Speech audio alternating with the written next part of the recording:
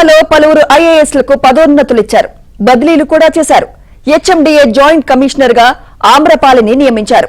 Irrigation సెక్రటరీగా రిజ్వీని నియమించారు. ట్రాన్స్కో జెన్కో చైర్మన్ అండ్ ఎండీగా అదనపు బాధ్యతలు నిర్వహించనున్నారు. Transco joint managing director Sandeep Kumar ఝాను నియమించారు. డిప్యూటీ సీఎం భట్టి విక్రమార్కకు ఆఫీస్ ఆన్ స్పెషల్ డ్యూటీగా ఐఏఎస్ కృష్ణ భాస్కర్ ను ఎంపిక చేశారు.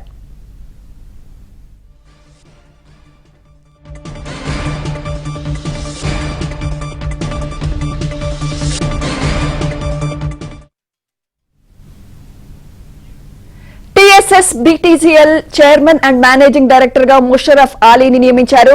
TSN PDCL Warangal chairman and managing director గా కర్నాటి వరుణ్ రెడ్డి, ఆరోగ్య శాఖ సెక్రటరీగా Shailaja Ramaiyer, IAS agriculture director గా బి గోపిని నియమించారు.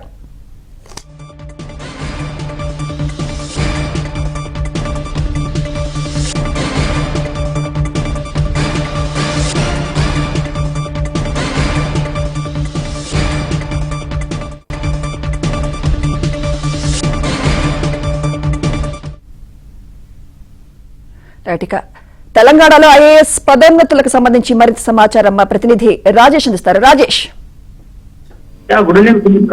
మొత్తానికి తెలంగాణలో భారీగా ఐఏఎస్ పదోన్నతులు జరిగాయి. కొత్త ప్రభుత్వం వచ్చిన తర్వాత భారీగా మార్పులకు శ్రీకారం చుట్టింది. నిన్న మొన్నటి వరకు భారీగా ఐపీఎస్ ట్రాన్స్ఫర్ చేసినటువంటి రేవంత్ రెడ్డి ప్రభుత్వము కొత్తగా ఆ ఐఏఎస్ ఆఫీసర్లను బదిలీ చేస్తూ నిర్ణయం తీసుకుంది.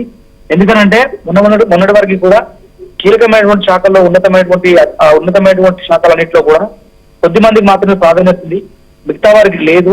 అందులో తెలంగాణ నుంచి ప్రాతినిధ్యం వహిస్తున్న చాలా మంది ఆఫీసర్లకు అన్యాయం చేస్తున్నటువంటి ఒక విమర్శ అయితే ఉండేది. కానీ ఇప్పుడు కొత్తగా గతంలో ఏళ్ల తరబడి పేరుకు పెరుగుతుంటే చాలా మంది ఆఫీసర్లకు స్థానం చేస్తూ నిర్ణయం తీసుకున్నారు. అందులో అమరాపాలికి హెచ్ఎండి అర్చనలో కమిషనర్ గా బాధ్యతలు ఇచ్చారు. అదేవిధంగా ఇరిగేషన్ సెక్రటరీగా రిజ్వీకి అవకాశం కల్పిస్తుంది రాష్ట్ర ప్రభుత్వం. దాంతో పాటుగా ట్రాన్స్కో మేనేజింగ్ డైరెక్టర్ గా సందీప్ కుమార్ సుధానియాకి అవకాశం ఇచ్చింది రాష్ట్ర ప్రభుత్వం. దీంతో పాటుగా TSS PDCL chairman and managing director గా కృష్ణ భాస్కర్ గా అవకాశం కల్పిస్తుంది నిర్ణయం తీసుకుంది.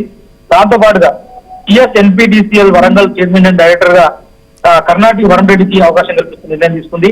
దీంతో పాటుగా మరొక 2 రోజుల్లో కీలకమైనటువంటి శాఖలో ఉన్నటువంటి హెచ్ఓడీలను కూడా బదిలీ చేస్తూ నిర్ణయం తీసుకునేటువంటి అవకాశం ఉంటుంది.